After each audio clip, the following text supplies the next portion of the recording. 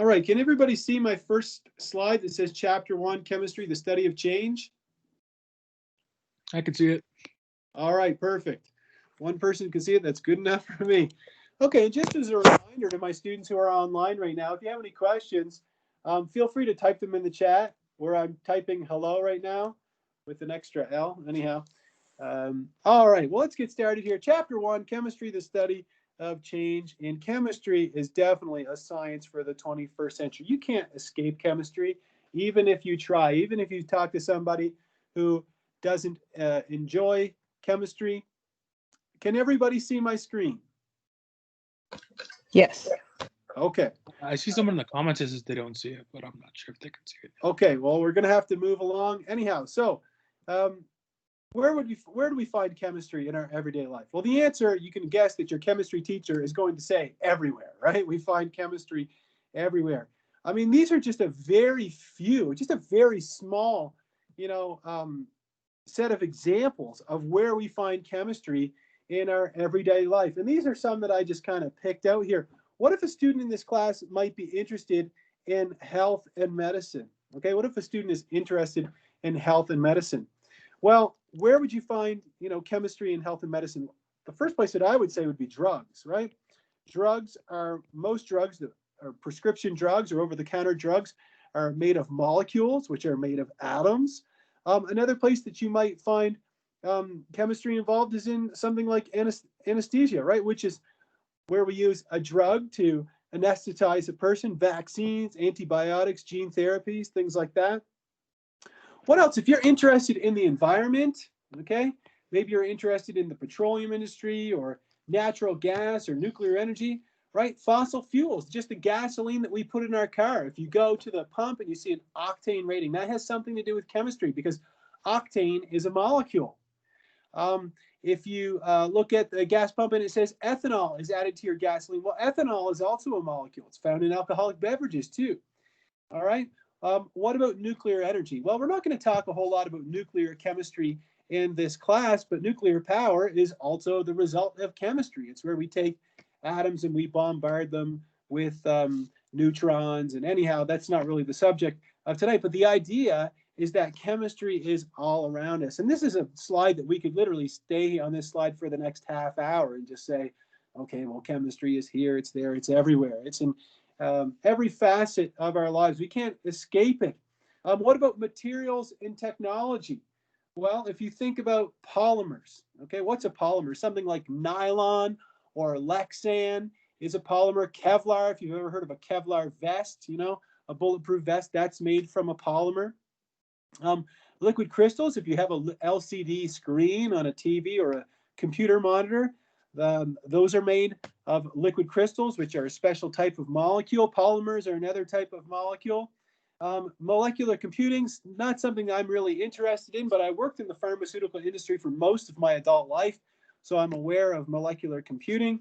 What about food and agriculture? You hear people say all the time, oh, I want to just eat natural foods. I want to eat organic foods. Well, the news is that all foods are organic. If you were eating inorganic foods, that wouldn't be good because that would mean you're eating things like rocks. Okay, so any food that you buy at the grocery store technically is organic. Okay, it's all made out of organic molecules. Fertilizers are also made of compounds. Everything around us, you're made out of atoms and molecules. The desk, your pen, everything around you is made out of atoms and molecules. Well, what is chemistry? Like, what are we going to study? And where does the field of chemistry start, really? Well, if you think about it, the study of chemistry kind of starts with things that we can see with the naked eye, right? And we call these macroscopic observations. Now, I'm pretty sure that you know that what's in the picture below where it says macroscopic is nothing more than a rusty nail. But at one time, that wasn't a rusty nail, was it?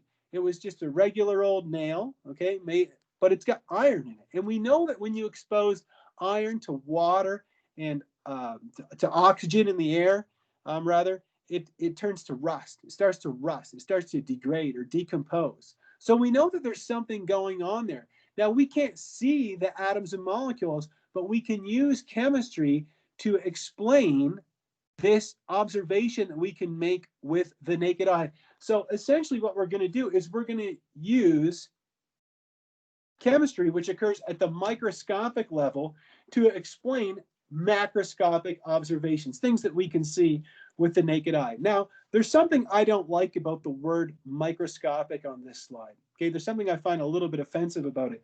And that is that you can't, to me, it kind of sounds like it denotes that you could see atoms and molecules with a microscope, which you can't. Okay, if you think about something that you can see with a microscope, like a cell, well, an atom is a lot smaller than a cell, right? A molecule is much smaller than a cell, okay? A lot smaller. So small that we cannot see them with a microscope, okay? But we can make a microscopic conclusion about what's going on in that rusty nail. And we know that the iron, and I'm just going to go ahead here a little bit, the elemental symbol for iron is Fe, which comes from the Latin ferrum, and we'll look at some of the atomic symbols this evening. But iron is combining with oxygen, and oxygen always comes in a packet of two. Okay, there's always two oxygens combined together, and then they end up making a compound. And you can see that the compound that they make is this thing here. This is Fe2O3. And if you're thinking, whoa, Mr. Dion, what are you doing? I don't even know what this is yet. Well, hold on, just bear with me. All I can tell you is that they make this compound, Fe2O3, and that is what rust is, okay? That's called iron 3 oxide. And we'll worry about the name later.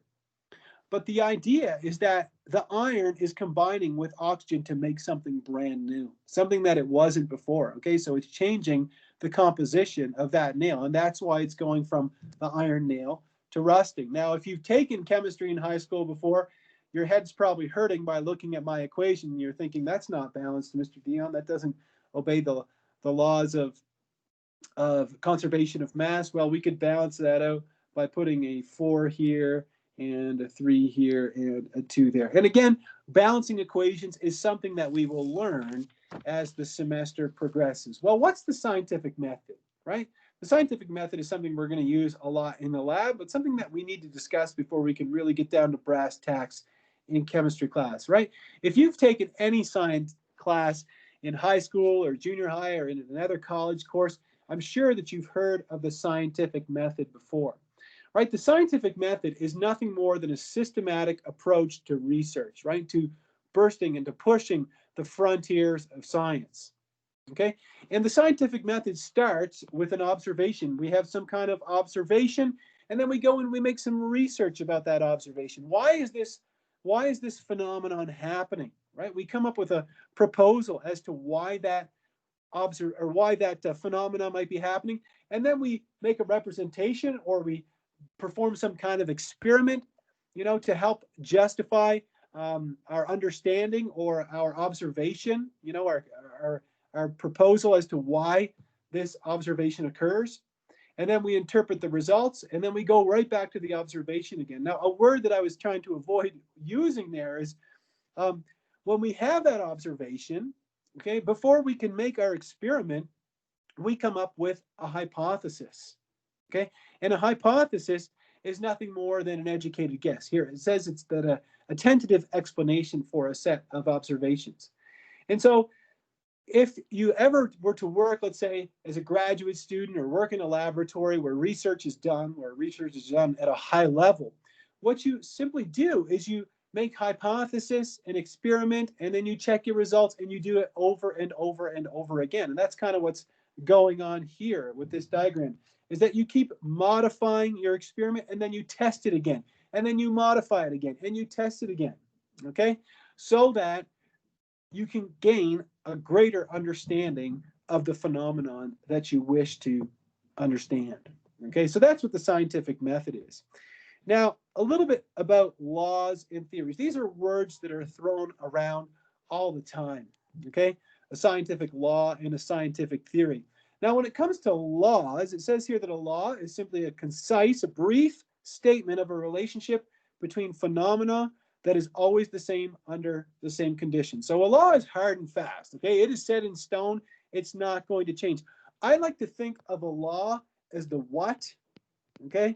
It's just a very quick explanation as to what is going on. Some laws that you might have heard of are Newton's law of motion, the law of conservation of mass, the law of conservation of energy, law of conservation of momentum. Anyhow, if you look at this law right here, force is equal to mass times acceleration.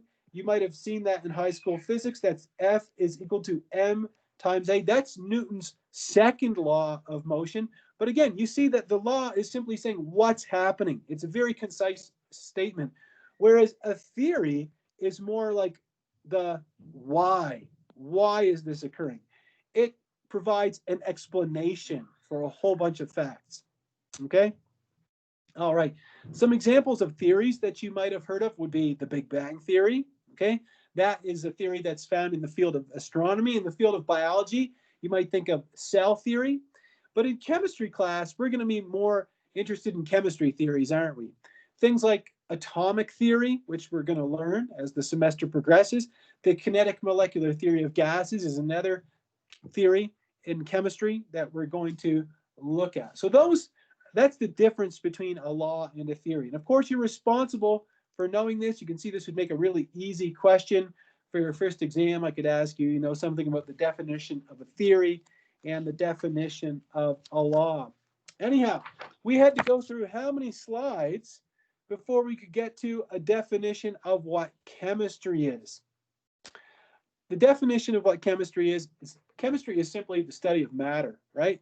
We're going to talk about matter from now until May. So chemistry is the study of matter and the changes that matter undergoes.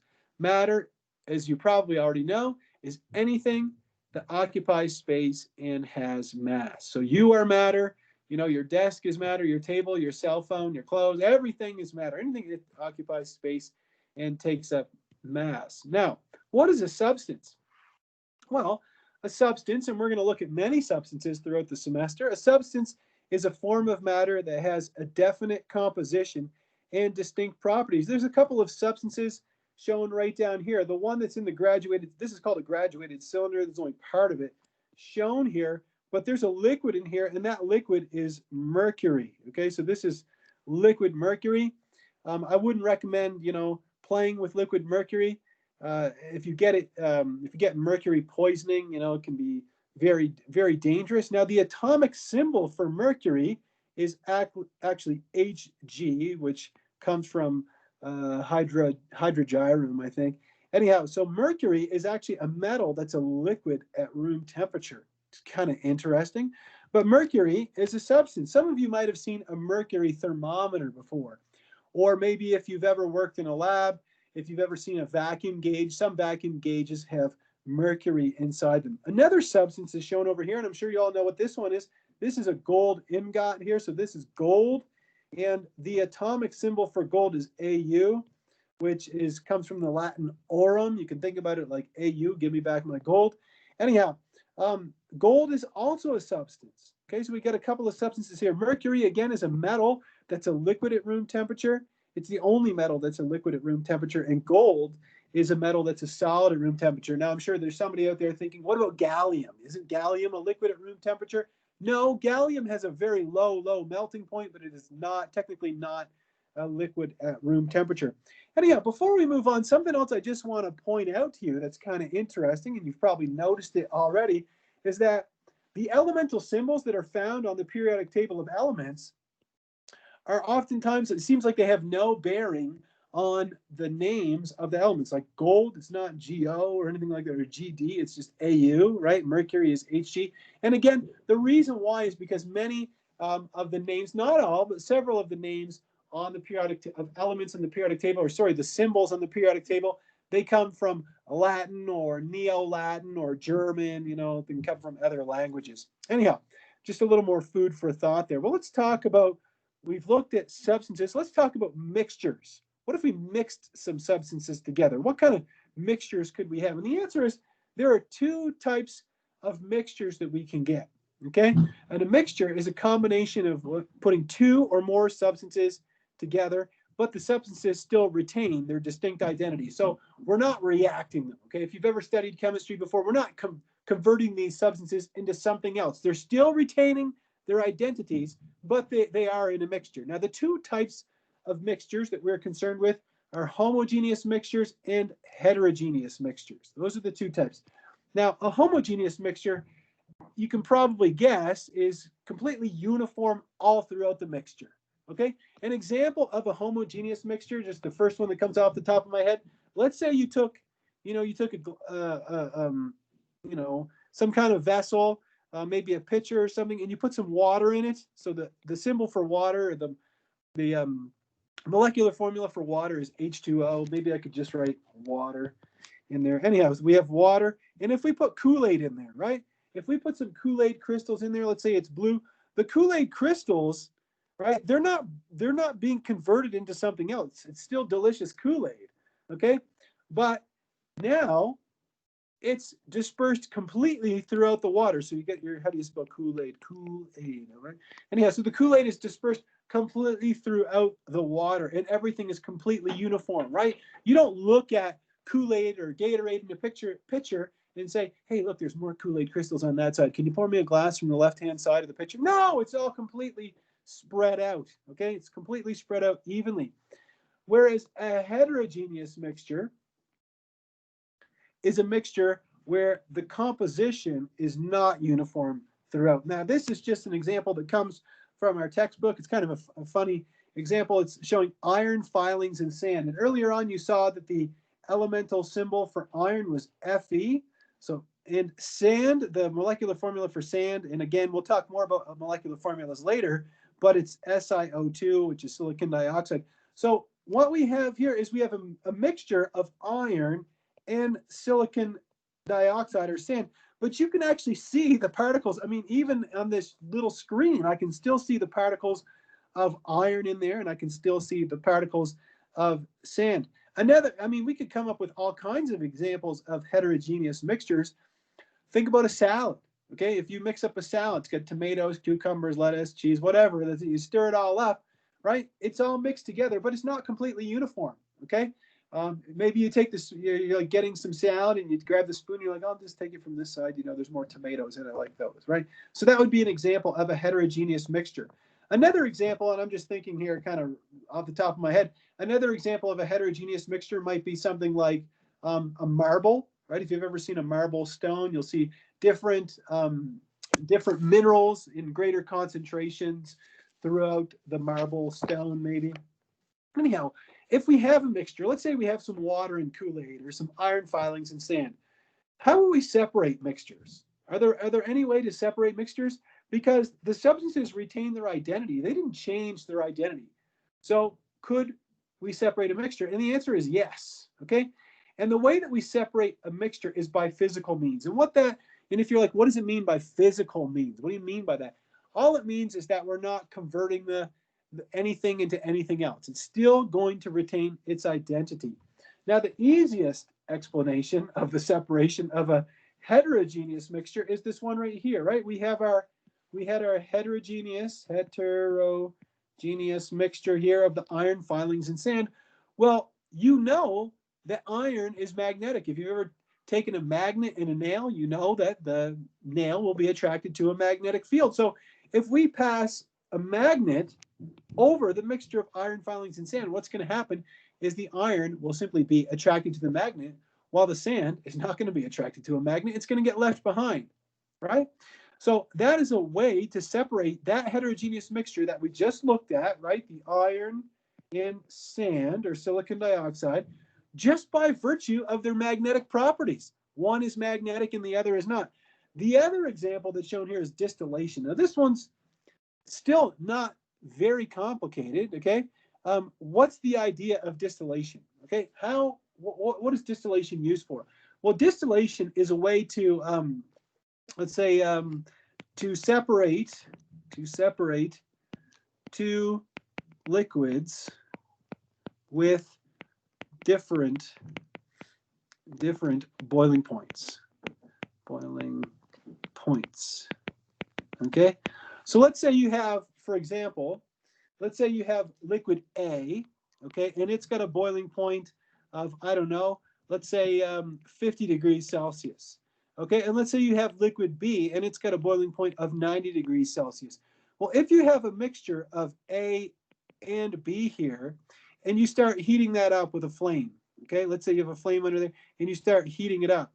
Okay, which one of those is going to start evaporating first?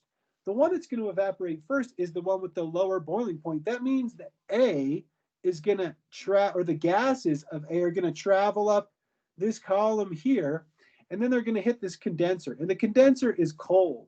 Okay, and what it does is it causes the gas to condense.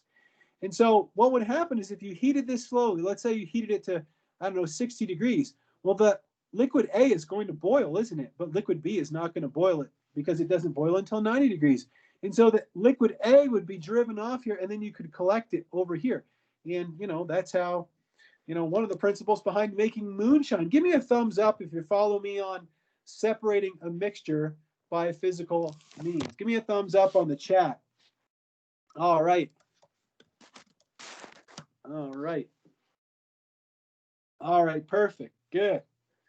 Okay, because next we're going to get into looking at the elements. Okay, so, something that you might want to do while I'm lecturing is you might want to have your textbook open. And even if you don't have a textbook yet, no worries. You could go on the internet and just print off, just Google periodic table, PDF or something, and just print out a periodic table. I highly recommend that, and I think it's pretty much a must-have, that all students have a periodic table with them while they're studying chemistry. So that means during lecture, think about it. If we were face-to-face in the lecture hall, if there wasn't a pandemic, there would be a periodic table in the room, right? I'm in my office right now. I just have a little 8.5 by 11 piece of paper on the wall, but it's got the periodic table on it, So it comes in really handy when you're a chemistry teacher because I don't have the entire periodic table memorized. What do you find on the periodic table? You find the elements on the periodic table. What is an element? You've probably heard of some of the elements before, like carbon, nitrogen, and oxygen, and sulfur, sodium, things that we eat, chlorine, things that we hear about in our everyday lives.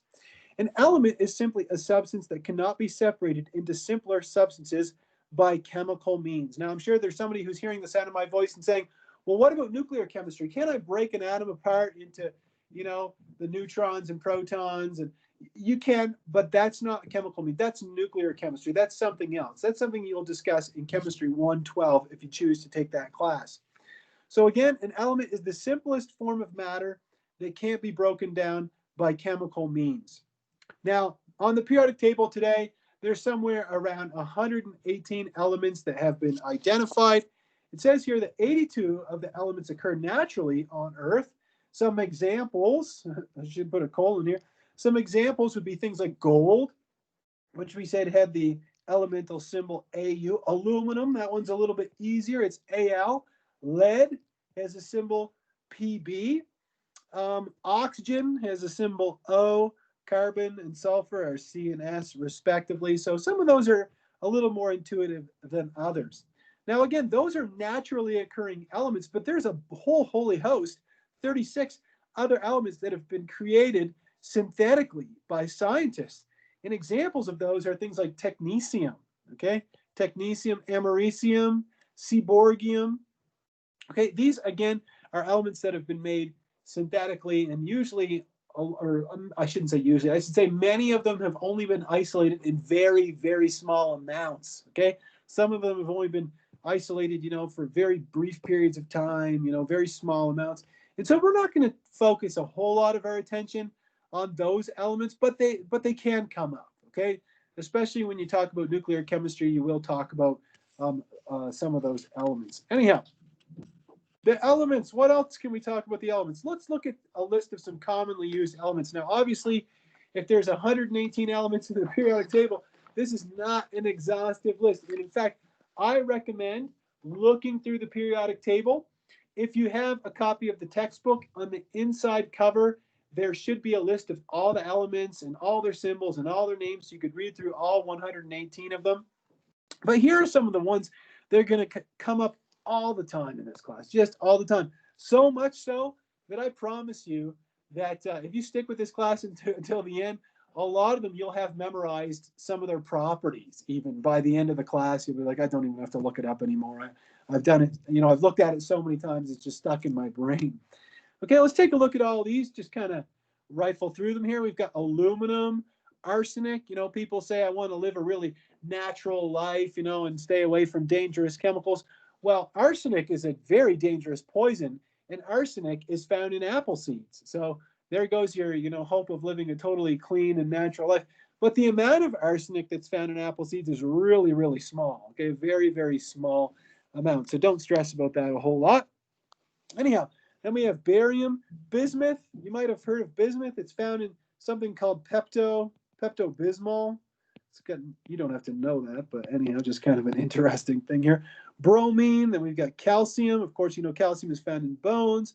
Carbon is my favorite element because it's this organic chemistry is the study of the chemistry of carbon, and I'm an organic chemist by trade. Then we have chlorine, chromium, Cr, cobalt, copper. You notice that copper, the symbol for copper is not Co, it's Cu.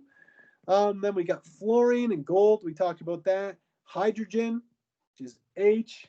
Iodine, iron. I talked about that already, which is Fe. Lead. I explained that lead.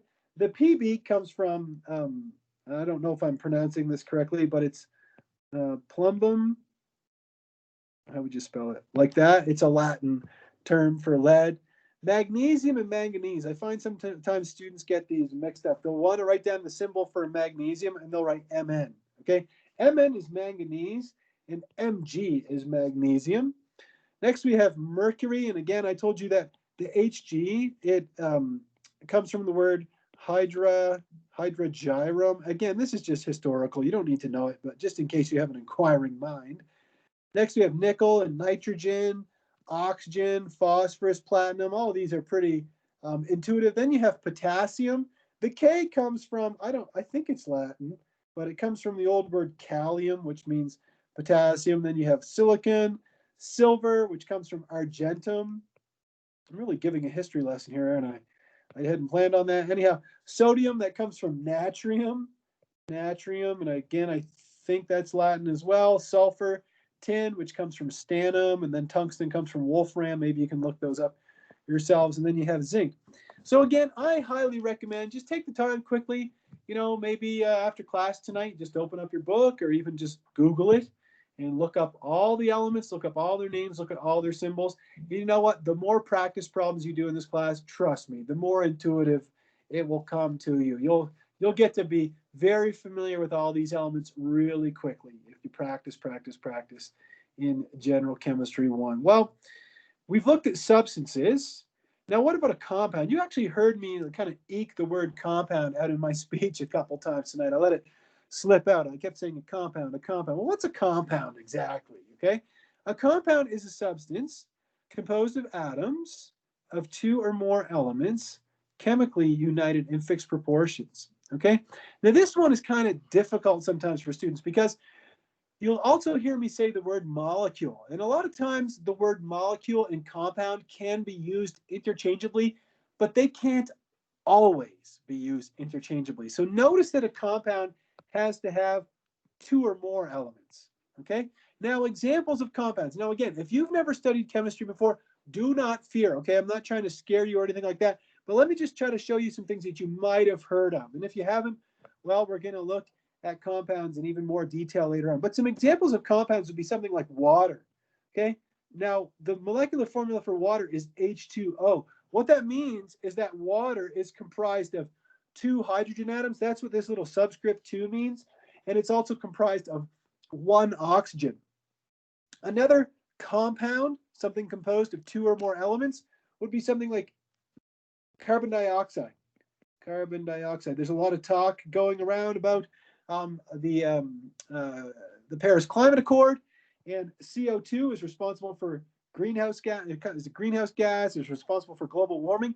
But carbon dioxide is made from one carbon.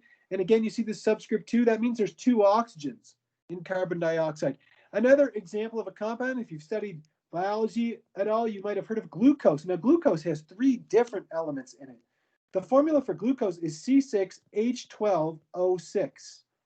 Okay, so that means that glucose has 6 carbons, 12 hydrogens, and 6 oxygens. But these are compounds.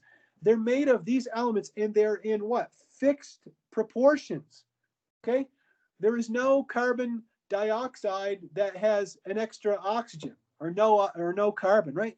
These compounds are always going to be found in these exact proportions. Okay?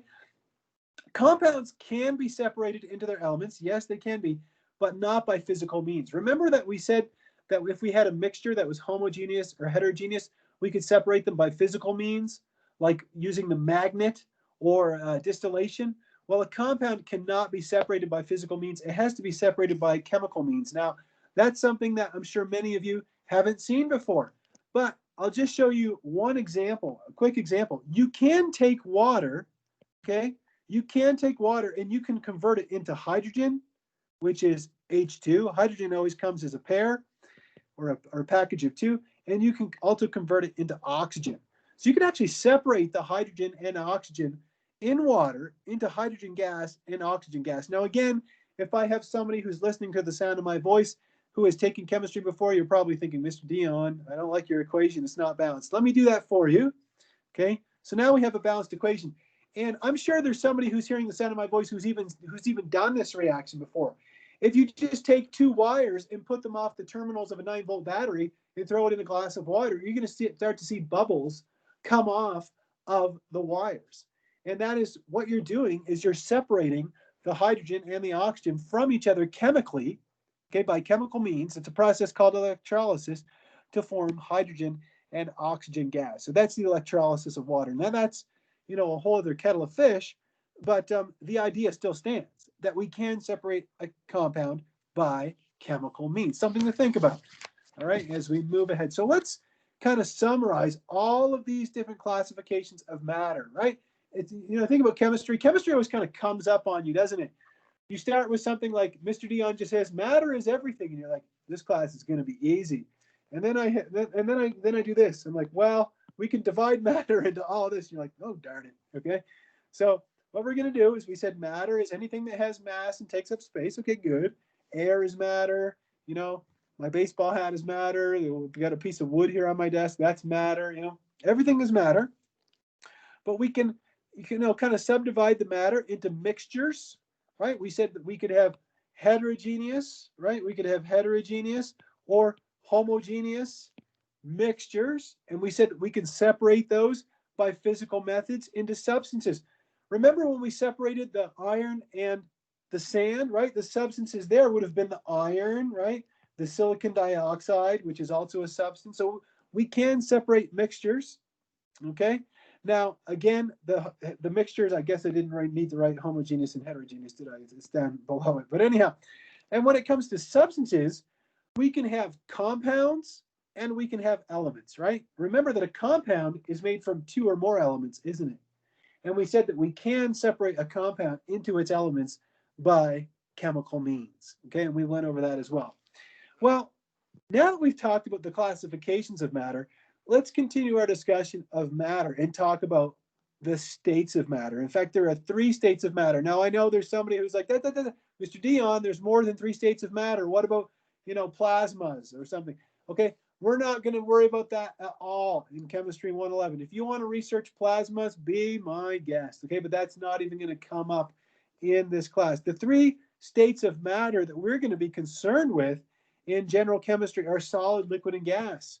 Okay, I'm sure that all of you are familiar with these before you even stepped into the lecture room this evening. Now, what makes each of these unique? I bet you could tell me that a solid has a defined shape, doesn't it? Right? If I look at a solid, if I look at my cell phone here, I'm banging it on the desk, it's a solid. Okay, it has a defined shape, right? It doesn't, I'm not going to wake up in the morning and then my cell phone melted into something else. Or no, hey, look, my cell phone's a ball now, No, it has a defined shape, okay? And it also has a defined volume, doesn't it? Right? The volume of my cell phone is not going to change. I have a piece of wood here on my desk. It's a sample of wood flooring that I really thought was pretty. Anyhow, sometimes I use it as a coaster. Anyhow, but this piece of wood that I'm looking at right now, it's got a defined shape and a defined volume. Those aren't going to change, okay? Now, a liquid, okay, a liquid does have a defined volume, doesn't it? Defined volume. If you buy, let's say you bought, I don't know, what would you buy? Half a liter of water. You're really thirsty. You know, it's a hot day. You're like, I need some water. I'm going to buy half a liter of water. You know, if you bought that and then you walked out of the store and then you turned and you looked at the bottle and all of a sudden half of it was gone and you didn't even open it, you wouldn't be too impressed, would you? But you know that that's not going to happen because a liquid has a defined volume, but it doesn't have a defined shape.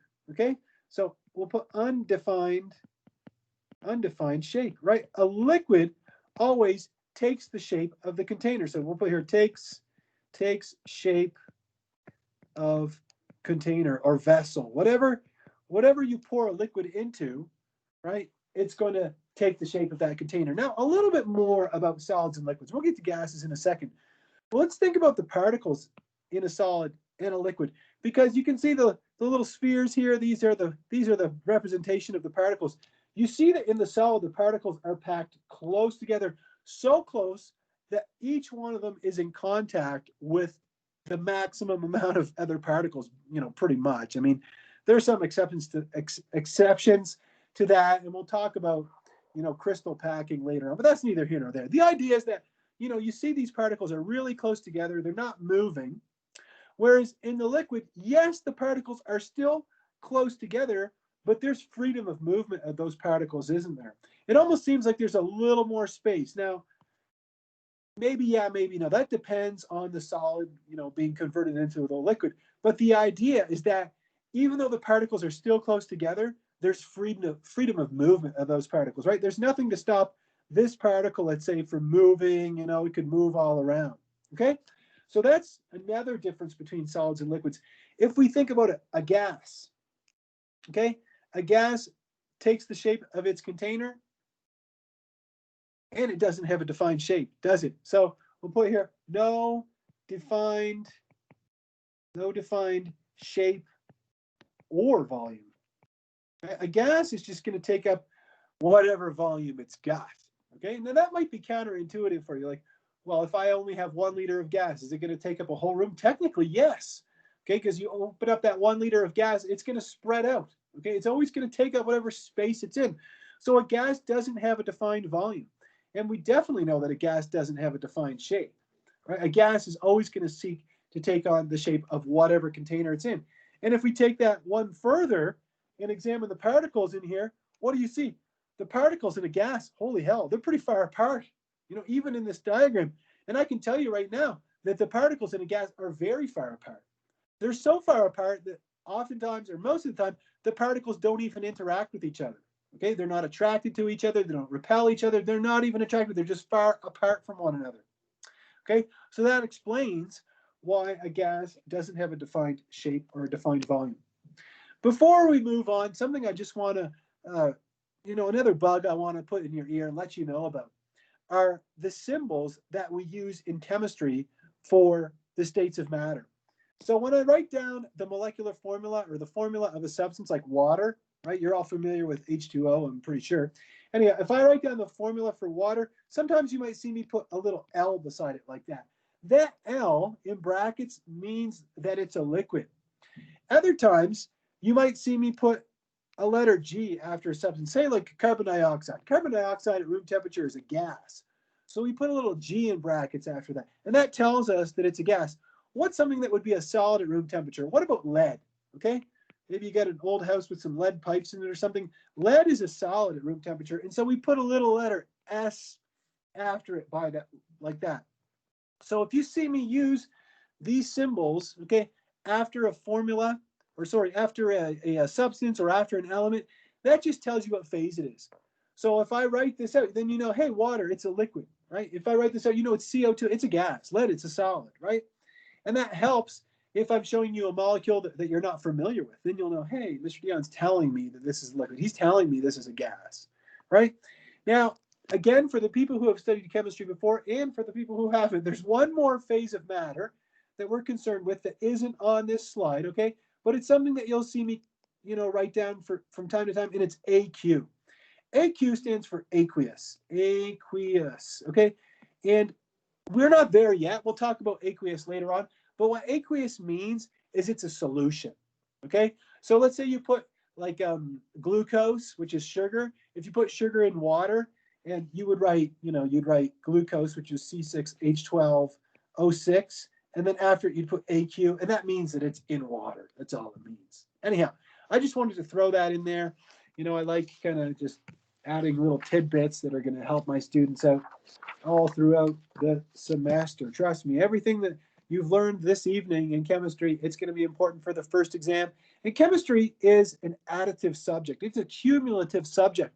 What you learn in chapter 1 is going to be important for chapter 2. What you learn in chapter 2 is going to be important for chapter 4, so on and so forth. Okay? Every chapter is going to be important for the chapter that follows it. Okay? We don't just take a chapter and then throw it in the trash and forget about it and move on to the next one. Look at this picture here. It's a beautiful picture, you know, really helps us out in understanding the 3 states of matter, because we know that we have a beaker here. There's some water in this beaker. That's what's in here. This is H2O in the liquid phase. Okay? And actually, maybe I could do it like this. Let me fix that up. This is H2O in the liquid phase. And you can see the particles are close together, but they have freedom of movement. Now, that water is being heated up. You can see there's some kind of flame down here. It's being heated so hard that it's boiling. Now, when water boils, it gets converted into a gas. And you can see what's coming off here. That is water in the gaseous phase. There's a name that we have for that. We call it steam. Okay, so water in the gaseous phase is called steam. All right. This one here is just plain old water. Okay, and then you see that on top here we have some ice cubes, and you know that that is water in the solid phase, or I hope you know that's water in the solid phase. If you don't, I'm telling you that's what it is. Okay, so we would write H2O, and we would write a little S by it like that. Okay, and we call that ice. Okay, so we can have water, we can have steam, we can have ice. But just by me writing these formulas and putting the L, the G, or the S, you know what state of matter we're dealing with. Give me a thumbs up if you follow me on solid, liquid, and gas.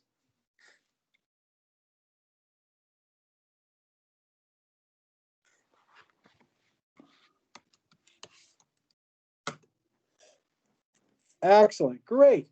I'm glad you follow me on, you know, things like substances, states of matter, right? Compounds, homogeneous mixtures, heterogeneous mixtures, matter, of course, right? Which is, this all falls under the big umbrella of matter. Well, we're going to switch gears again, and we're going to do that a lot towards the beginning of the class. We're going to cover, you know, kind of the tip of the iceberg and many different little content areas here. And next, I want to talk about those types of changes. Okay? You've heard me say the word physical, and you've heard me say the word chemical this evening, haven't you? I've said both of those words, you know, a couple times that kind of come out in my speech. Well, a physical change and a chemical change, you need to know how to differentiate between a physical change and a chemical change. In fact, this would lend itself very easy, and this is a big hint to all my students. This would lend itself very easy to a multiple choice question for your first exam. Okay, easy question for your instructor to write. Anyhow, a physical change is one that doesn't change the identity of the substance. If you start with water, it's still water. If you start with sugar, it's still sugar. If you start with carbon dioxide, it's still carbon dioxide. If you start with gold, it's still gold, right? That's what a physical change is. Okay, an example would be something like ice melting. Now, you know what ice melting is now. It's when you take, it's when you take water, which is in the solid phase. We call that ice. It's when you take water and you heat it up so that it becomes water in the liquid phase, right? It's still water, right? You started with water and you end with water. You didn't change anything about the water. What about sugar dissolving in water? Okay, sugar is actually, like, table sugar is not glucose. Table sugar is actually sucrose. Okay, it's actually made up of glucose and fructose. It's a disaccharide. Anyhow, that's neither here nor there. But the idea is this. Look, nothing more than this. If you take sugar, we'll just write the word sugar. If you have solid sugar, right, just a plain old white table sugar that you buy at, you know, Walmart or wherever you shop, you know, Whole Foods, you're rich, right? If you take that sugar and you put it in water, right? If you put it in some water, okay, and you could even just write, put it in water, you're going to have sugar mixed in water. So I'm going to write sugar and I'm going to put AQ because now it's in the water. It's dissolved in the water. Did the identity of that sugar change? Well, I'm going to tell you the answer is no. it's still 100% sugar. It didn't change. Okay, the sugar is still the same. So that's a physical change. Okay, it's going from a solid to an aqueous solution. All right, whereas a chemical change is something that totally changes the identity of the substance. Okay, think about digestion, right? If you digest food, what are you doing? Enzymes start acting on, proteins, and salivary amylase starts breaking down starches, right? So you're breaking down molecules. You're converting the food into something else. That's how you're harvesting the energy from it in the form of ATP, or adenosine triphosphate, in your body. So a chemical change, again, alters the composition completely. What about leaves? If you have some leaves that fall off a tree and then they rot on the ground, are those leaves, in the fall when they're all rotten, are they the same leaves that you started it with? Absolutely not. That they underwent some kind of chemical change, right? So an example here, it says hydrogen burns with oxygen to form water. Now, I wouldn't recommend trying to burn oxygen. Maybe this is just a little bit of hydrogen that's burning here. But what they're doing is they're taking hydrogen, which always comes as a packet of two. Hydrogen is a gas, and they're combining it with oxygen gas. Here's the hydrogen and the oxygen, right? This is the H2 here, okay, and this is the O2 here, and then it gets combined to make H2O, and it's in the gas phase because it's, under so much heat. Now, again, if you studied chemistry before, you might be like, Mr. Dion, there's something wacky with your equation, so I'll balance it like this, and then I'll teach you how to balance equations later. But the idea is, we started with what? We started with hydrogen. Do you see any hydrogen by itself? Do you see any H2 over here? Because I sure as hell don't. Do you see any, do you see any O2 over here? I see oxygen, yeah, but I don't see O2. And so you see that the identity of both of these has changed. They've combined, and they're combined into something completely new. And so that would be an example of a chemical change. All right, so you need to be able to identify a chemical change. Another one, anything that's burning is always going to be a chemical change. If you take a piece of paper and you burn it, that's definitely a chemical change. The ashes are not the paper that you started with, are they, right? There's something completely different. Well, what about the properties of matter? What kind of properties does matter have? And you're probably thinking, well, you could weigh a piece of matter. Let's say you have this piece of wood, you could weigh it. You could measure its volume. You could look at its color, or, how hard it is and things like that, right? So there's all kinds of properties that we can think of with respect to matter. But I want to draw your attention to the fact that there's two types of properties that matter can have. Matter can have what are called extensive properties or intensive properties. And there's a big difference between these two. And I don't like to use the word simple in chemistry class, but I think it's pretty easy for you to wrap your head around, the difference between an extensive and intensive property. It's simply based on the amount of material present, or the amount of matter present. An extensive property is one that depends on the amount of matter that you have, and an intensive property is simply one that doesn't depend on how much you have. Okay? Think about an extensive property. It depends on how much you have. What would be an extensive property? Something like mass, right? How much something weighs. Well, if I have one piece of wood or two pieces of wood, right, I'm going to have different mass depending on how much I have. It's based on the quantity. What about volume? If I have, half a liter of water, or if I have 10 liters of water, the volume is dependent on the amount. Same thing with length. Okay? Now, an intensive property's got nothing to do with how much you've got. Think about something like color. Okay? If I have a brick, say I buy a red brick at Home Depot, it doesn't matter if I buy one or if I buy 10,000. They're still having the same color, right? That's an intensive property. It is intensive to the substance itself. What about density? Right? Density is the amount of matter per unit volume. Okay? The density of something is not going to change, right? The density of water is not going to change whether I have, a thimble full of water or a lake full of water. The density remains the same. Temperature as well. Okay? If I have, 1 gram of water at 10 degrees Celsius and I have, 10,000 grams of water at 10 degrees Celsius, the temperature is still the same. Now, one that belongs up in the extensive properties would be heat. Okay, and I just want to draw your attention to the fact that heat and temperature are not the same thing. They're two different things. Okay, heat is the amount of thermal energy present in a substance.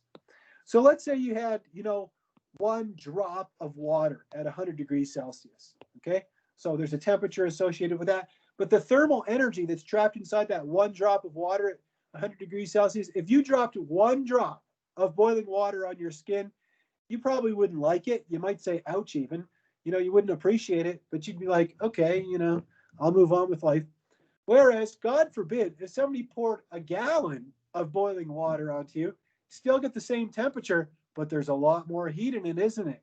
Right? There's a lot more heat, and that would cause a major burn. Anyhow, so maybe not a good example, but the idea still stands. So heat is actually an extensive property, and that's kind of something that you want to think about, especially when we look at thermodynamics later on in this class. All right, let's take a look at the next slide, which deals with matter. And we're going to pause here and take a short break.